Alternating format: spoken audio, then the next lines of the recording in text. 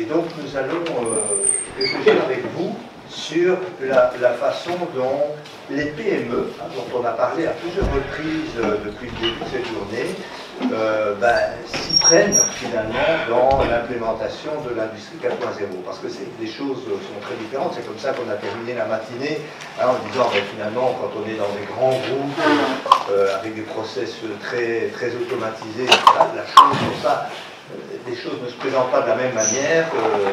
Et bon, il faut quand même bien rappeler qu'en Belgique, mais je pense que c'est la même chose en France, 90% des boîtes, en gros, sont des petites et moyennes entreprises. Et donc c'est là où, d'une certaine manière, la vie économique réelle se passe. Donc voilà ce qu'on va essayer d'explorer avec vous.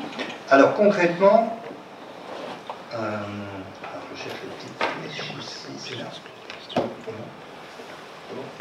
Voilà, donc concrètement, on va repartir de notre vision de l'industrie 4.0, chacun a la sienne, mais donc on va faire ça très rapidement.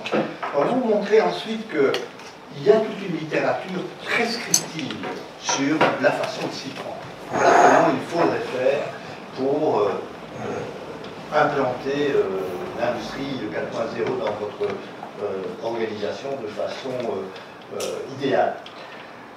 On va ensuite prendre un peu de recul en vous parlant d'un cadre d'analyse qu'on pratique depuis très longtemps dans notre équipe de recherche, qui est le cadre d'analyse contextualiste, pour essayer de se dire, finalement, par rapport à cette littérature très prescriptive, il est peut-être intéressant d'aborder une vision un peu différente, qui sera donc le quatrième point de l'exposé, sur les configurations de ressources qui sont à disposition des responsables de PME, et également le rôle que vont jouer ces responsables. Vous allez voir que leur perception, leur façon de voir leurs ressources et leurs contraintes va être assez cruciale dans la façon de définir leur stratégie.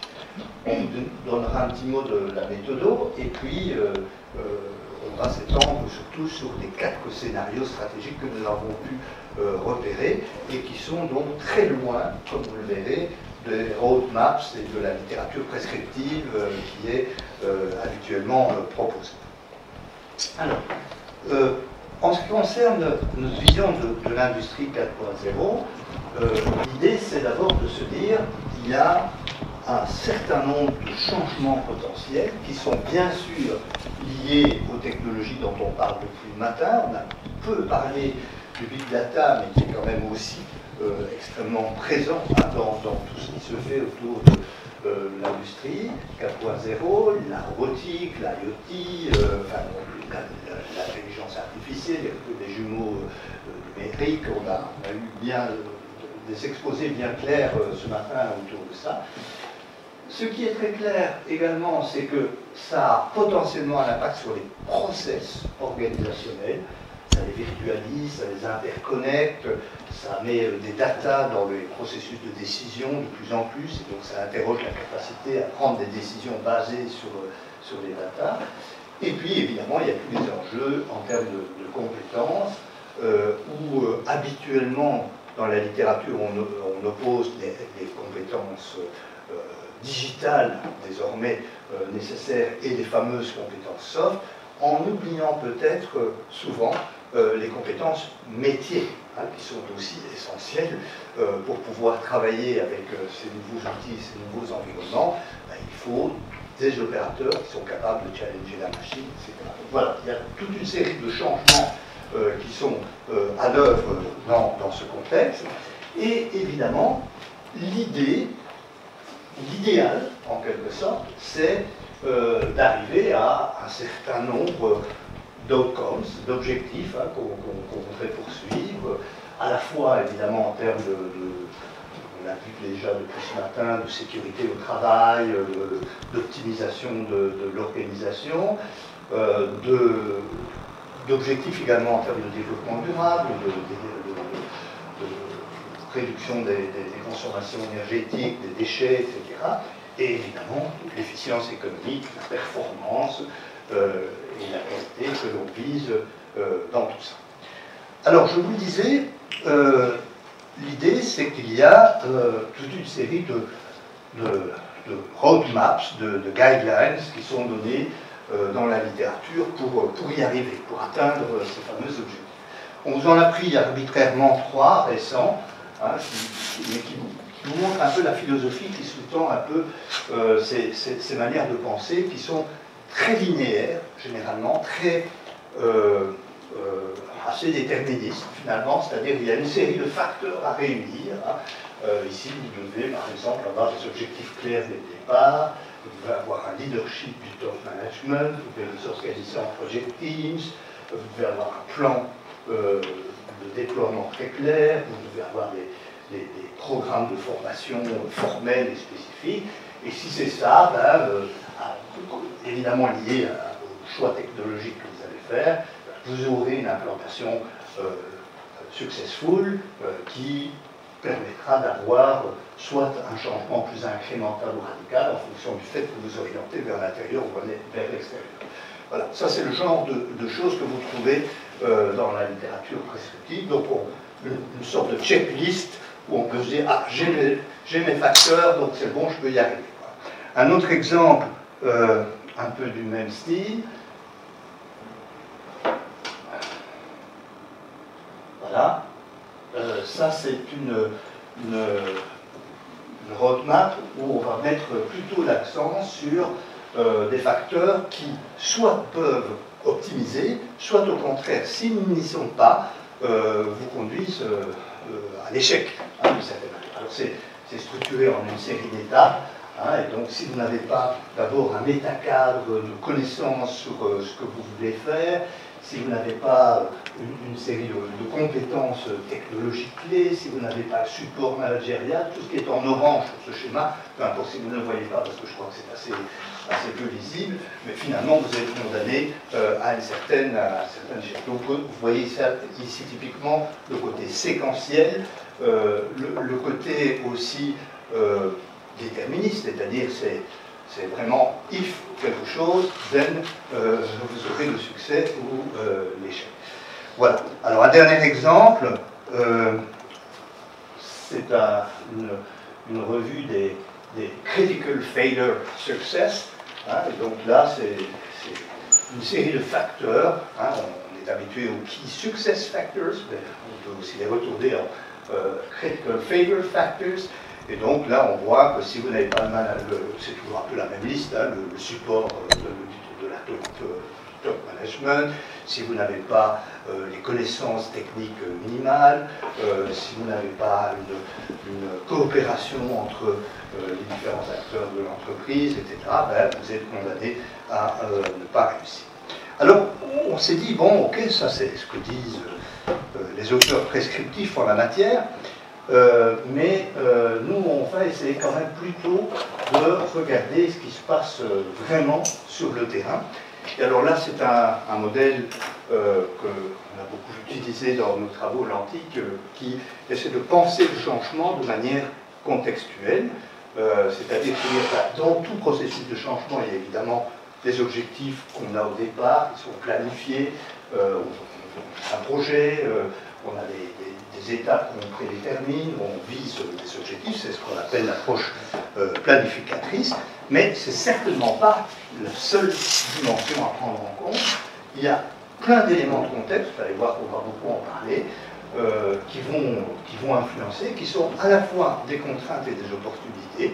Et donc ça va nous intéresser beaucoup, en sachant, mais tiens, par exemple, le fait d'avoir peu de ressources financières, est-ce que c'est un frein ou est-ce que ça peut être parfois une opportunité pour la PME, puisque je vous rappelle qu'on parle des PME, pour faire des choses intéressantes en matière d'industrie 4.0.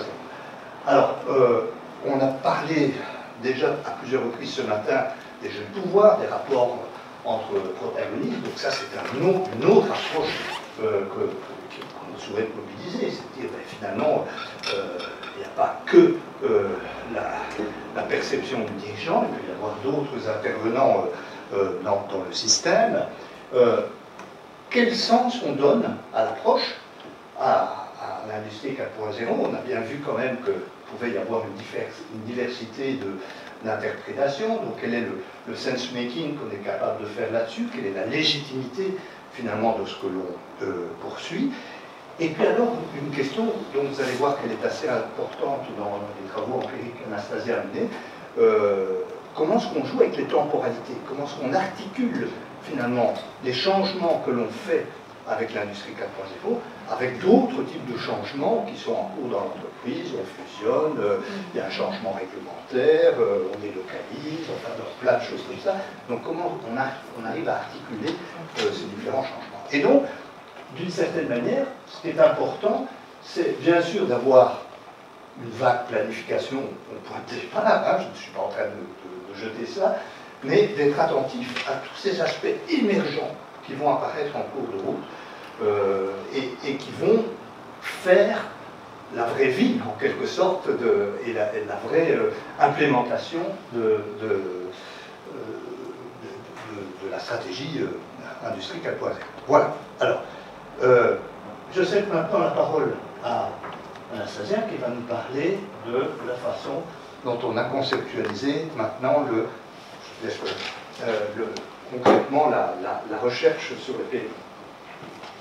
Et donc, en venant au sujet de notre recherche qui est PME, qui implémente l'industrie 4.0, on s'est dit, ça reste quand même un sujet assez passionnant, c'est intéressant parce que c'est un profil d'entreprise qui raconte pas mal de problématiques sur les différents niveaux, mais aussi pas mal de forces qu'ils peuvent vraiment mettre en avant pour bénéficier des différentes améliorations que l'industrie 4.0 apporte.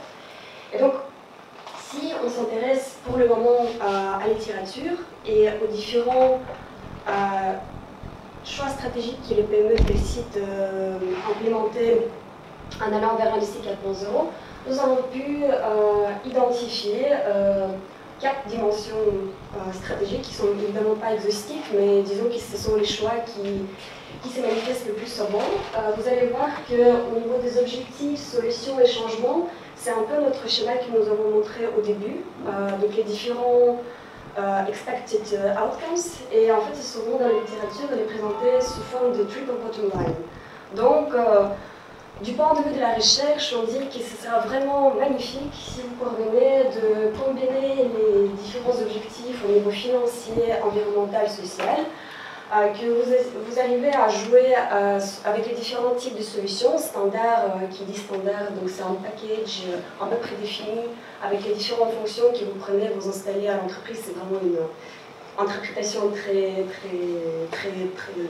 théorique évidemment, et customisée. On va aller vraiment soit définir la solution de zéro et appliquer aux particularités de l'entreprise, ou on va faire un peu un mélange entre standards qui on adapte aux particularités de l'entreprise. Et puis le changement, évidemment, c'est un peu notre sujet de notre centre de recherche. L'intérêt, c'est de pouvoir mener le changement à la fois technologique, mais aussi penser à différents changements au niveau organisationnel et humain. Donc ça, c'est l'idéal, mais vous allez, comme vous pouvez voir, on a mis quand même soit et. Donc on voit que en réalité, pour les PME, pour une variété de raisons, c'est vraiment difficile de pouvoir poursuivre ces objectifs en même temps. Et c'est pour ça qu'on a aussi décidé d'ajouter cette choix stratégique très important pour les PME, retour sur l'investissement. C'est très important pour les PME de survivre, de rester compétitifs. Donc on va voir qu'ils vont souvent se focaliser sur le retour d'investissement dit court terme, donc moins d'un an. On a envie d'avoir des améliorations tangibles, on a envie de voir que ça donne quelque chose, cette implémentation de technologie. Mais évidemment, du point de vue, et encore une fois, théorique, idéal, ça sera bien d'imaginer la transformation sur long terme, parce qu'il y a des technologies qui ne vont pas amener justement ces changements immédiats, et donc il faut avoir cette ouverture d'esprit pour des différentes améliorations que l'industrie 4.0 amène. Donc j'ai déjà un peu mentionné les différentes problématiques que les PME peuvent rencontrer, et en fait, ces problématiques et ces différents, disons, barrières et leviers, ils peuvent souvent être identifiés à long terme. Ici, on les appelle les configurations des ressources, parce qu'on peut voir qu'aux différents niveaux, que ce soit humain, managérial, financier évidemment, organisationnel et digital, on a toute une série des aspects et qui sont souvent en mouvement. C'est jamais quelque chose de figé. On ne peut pas avoir tout le temps les ressources financières abondantes ou souvent dans de petites quantités. On ne peut pas avoir les ouvriers, ils ont de nouvelles compétences, les processus changent. Donc, mais en fonction du moment, on va voir que ces aspects vont agir d'une manière soit comme en levier, soit comme en arrière.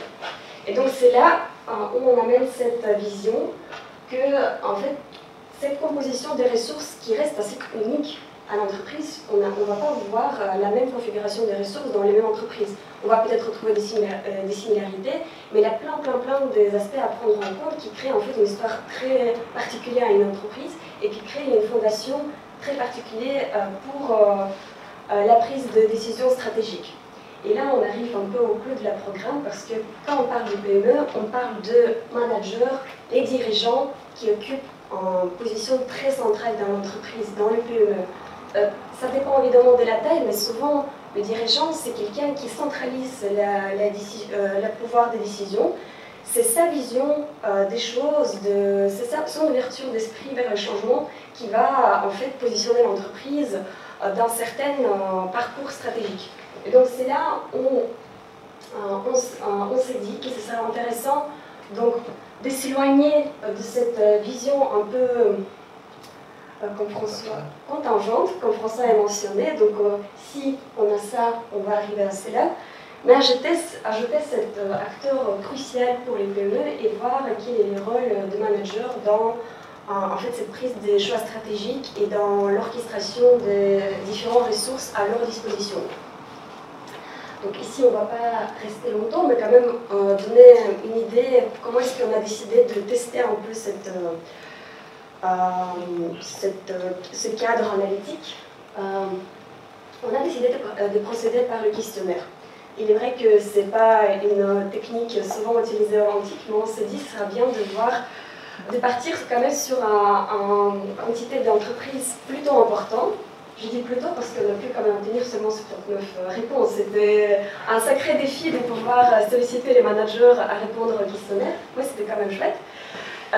Et on a pu quand même obtenir une certaine diversité au niveau des entreprises. Donc, on a des entreprises qui ont déjà un certain degré d'implémentation des technologies. Donc il y avait toute une série de questions où on demandait est-ce qu'ils envisagent, ou ils commencent, ou ils implémentent déjà les technologies Industrie 4.0.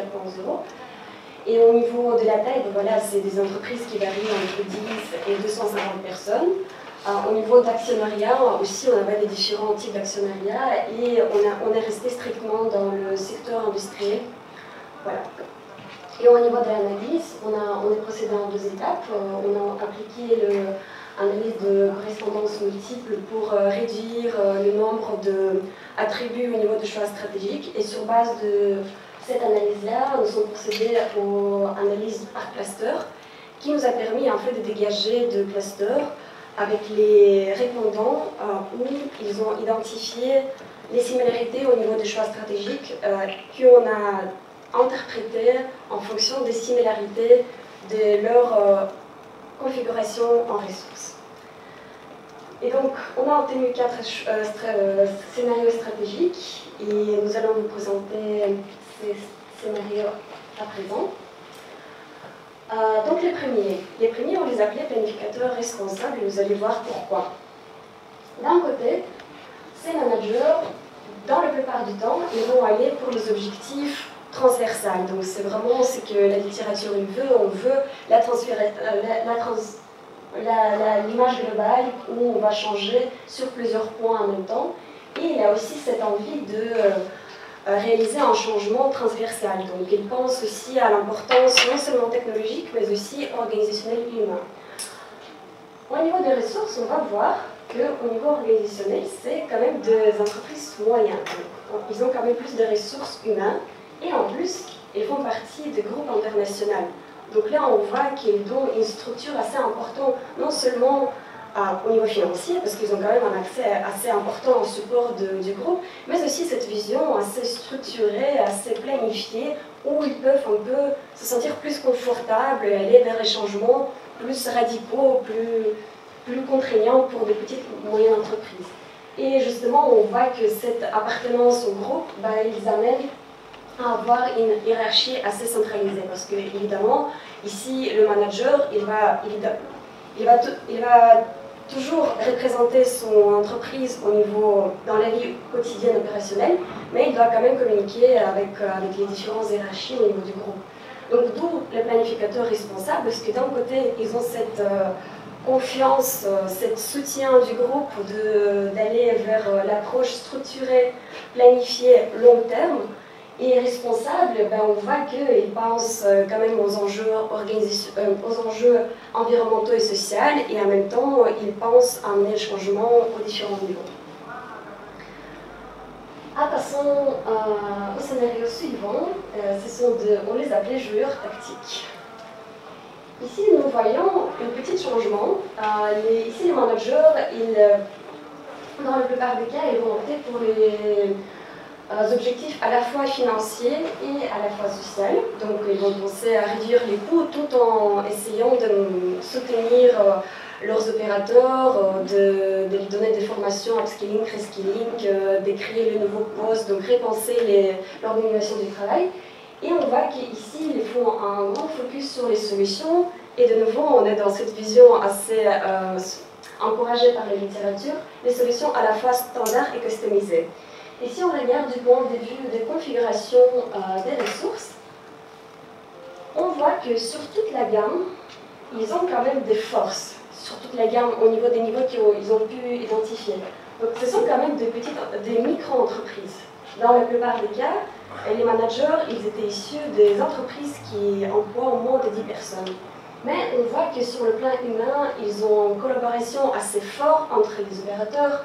Ils ont des compétences digitales assez de bon niveau. Ici, c'est moderate, mais c'est quand même pas très, très bas. Au niveau financier, ils ont cette capacité de budgétisation. Donc, ça montre qu'ils ont déjà l'expérience de mener des changements au sein de l'entreprise. Ça ne les fait pas peur de se projeter plusieurs années et voir le retour sur investissement des technologies qui ça peut prendre du temps, ça peut prendre des ressources.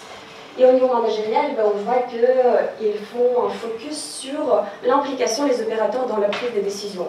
Donc ici, c'est pas étonnant parce que c'est quand même une micro-entreprise, le collectif il est très petit, on sait bien que les profils sont souvent assez multitâches, on a beaucoup de collaborations, il y a beaucoup des échanges, que ce soit au niveau organisationnel, technique, opérationnel.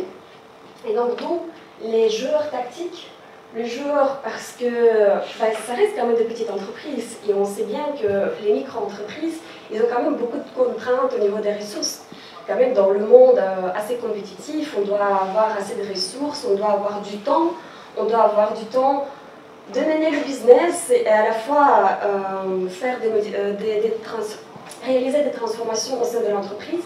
Donc c'est assez éprouvant pour les entreprises, mais ils jouent quand même de manière tactique parce qu'ils mobilisent les forces internes, en tout cas au moment du questionnaire, pour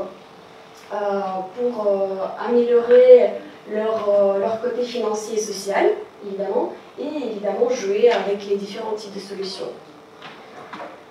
Si on passe au troisième scénario, c'était un des scénarios que je trouvais très intéressant, on les appelait les transformeurs proactifs. Donc ici, on voit de nouveau une autre combinaison de choix stratégiques. On voit que sur le plan des objectifs, ils veulent, vous voyez bien, à chaque fois le financier, donc réduire les coûts, améliorer la productivité, ça reste vraiment la priorité des PME. Mais ici, il est combiné avec les enjeux environnementaux. Donc il y a cette sensibilité à réduction des consommations des ressources, cette vision assez donc oui, sensibilité vers l'environnement. Au niveau des solutions, on voit qu'il s'intéresse aux solutions customisées. Donc c'est soit partir de zéro et développer une solution sur base de différentes contraintes, particularités de l'entreprise. Et au niveau des changements, c'est des changements technologiques. Si on regarde du point de vue de configuration des ressources, on voit qu'il y a quand même une contrainte. Il constate, la plupart des managers dans ce groupe, qu'il y a une contrainte, ils n'ont pas suffisamment de ressources financières. Ils sont assez limités à ce niveau-là. Par contre, si on regarde au niveau digital, on voit qu'ils ont la cybersécurité qui est installée, peut-être pas très fréquent, mais il est quand même là. Et en fait, c'est une ressource assez rare pour les entreprises, pour les PME qui avancent petit à petit dans le digital. Et beaucoup d'études montrent en fait qu'on va penser à cybersécurité une fois qu'on était attaqué en fait. Donc ici, c'est quand même une combinaison assez intéressante. Et donc, ce qui nous a amené de les appeler transformeurs proactifs. Transformeurs parce qu'on voit quand même qu'il y a cette vision assez technique. On est dans le changement technique, on veut des solutions customisées, donc ils n'ont pas peur que ça va coûter. C'est intéressant, donc c'est souvent des solutions assez coûteuses, mais ils ont des ressources financières limitées. C'est là où on pense que c'est une vision proactive parce que la présence de cybersécurité montre qu'ils ont déjà réalisé des changements digitaux assez intéressants. Et donc, ils peuvent se permettre, ils peuvent avoir une confiance d'investir dans les technologies assez coûteuses qui vont amener les changements sur le long terme. Par exemple, si on prend les enjeux environnementaux, la réduction des ressources, des consommations des ressources, c'est bien sur le plan environnemental, mais c'est aussi bien sur le plan financier, ça va réduire des coûts. Donc, il faut aussi penser et jouer avec la temporalité. Ce qui nous amène au dernier scénario qui est très intéressant aussi, les pragmatistes résilients. Donc ici, si on regarde au choix stratégique, de nouveau une combinaison très différente, on voit que sur le plan des objectifs, de retour sur investissement, de solutions, c'est en fait souvent les choix stratégiques qu'on peut remarquer dans la littérature et dans les terrains. En fait, on dit que les PME vont chercher, comme on avait parlé il n'y a pas longtemps, un retour sur investissement assez immédiat, les résultats qui vont faire l'importance. Ils vont aller vers les solutions standards parce qu'elles sont souvent plus faciles à implémenter, ils coûtent un peu moins cher que les solutions customisées. Et ils vont penser aux objectifs financiers. Il faut réduire les coûts, il faut être productif, on doit rester compétitif. Mais, intéressant, au niveau des changements, de manière prédominante, ils font le focus sur le changement organisationnel humain. Et quand on regarde les configurations des ressources, on voit qu'au niveau digital, humain et managérial, on a des contraintes. Les managers remarquent qu'au niveau digital, les connaissances des technologies ils sont assez limitées. Au niveau humain, on a une collaboration qui est assez basse entre les opérateurs. Au niveau managérial, ils assument qu'au niveau de gestion de changement, l'expérience n'est pas très présent. Le manager, il constate eux-mêmes que le niveau de connaissances digitales n'est pas très développé chez eux. Et ils sont assez réticents d'impliquer les opérateurs dans la prise de décision organisationnelle. Alors pourquoi pragmatisme résilient? Parce que, comme on a vu, contrairement aux roadmaps qui disent si vous avez des contraintes, vous n'allez pas implémenter l'industrie 4.0, on voit que c'est possible. On peut avoir des contraintes et on peut quand même avoir une vision stratégique vers l'industrie 4.0. Alors évidemment, c'est juste un snapshot de questionnaire. On ne peut pas aller voir ce qui cache derrière, quelle est leur histoire, à quel niveau de l'industrie 4.0 ils sont. Mais on peut quand même constater que malgré les contraintes, ils vont avoir la vision stratégique et en même temps, pourquoi ils sont résilients et pragmatistes, ils vont identifier les choses qui ont vraiment besoin au niveau d'amélioration, comme on a pu voir au niveau humain, et vraiment centrer le changement sur l'humain. Parce que pour eux, c'est important, la technologie, il peut venir soutenir, assister l'humain. Voilà, au niveau de... Voilà, alors on a évidemment les limites habituelles d'une démarche par questionnaire, c'est-à-dire, Anastasia vient d'en parler, c'est-à-dire qu'on n'a pas, et ça c'est une autre partie de sa thèse, et là elle va rencontrer un certain nombre d'entre eux pour essayer de voir un peu plus près, croiser des informations, voir ce qui se cache derrière la réponse au questionnaire. L'ambition ici était d'avoir une cartographie des positionnements possibles, donc c'est ça l'idée, depuis ceux qu'on appelle les bad guys, hein, qui sont les derniers, jusqu'à ceux qui sont proactive transformers, etc. Donc on a vraiment tout un scope très, très large. Alors, ce qui nous paraît en tout cas important à souligner, c'est la dernière slide, c'est que ça nous donne une nouvelle perspective en quelque sorte sur la façon dont les PME font de la stratégie, c'est-à-dire en matière d'industrie 4.0, c'est-à-dire elles ont toute une série de ressources et de contraintes, et elles naviguent, hein, et en particulier leurs dirigeants naviguent dans tout cela. On voit en particulier que la fameuse contrainte financière habituellement associée aux PME n'est pas nécessairement un obstacle, elle peut être transformée en opportunité, comme on l'a vu dans le dernier cas. Et on voit évidemment que les managers là-dedans, qui sont, hein, pour rappel, c'est eux qui ont répondu au questionnaire, c'est eux qui jouent aussi un rôle clé, alors évidemment avec toutes les limites de l'auto-justification dans ce genre d'enquête, mais même dans le discours qu'ils peuvent tenir, ils reconnaissent des faiblesses, ils reconnaissent des limitations, etc. Donc c'est là-dessus qu'on a évidemment fait toute la typologie que vous venez de voir. Alors, cet outil-là, on l'utilise en particulier dans les contacts avec les entreprises parce que ça leur permet aussi d'une certaine manière, dépasser un peu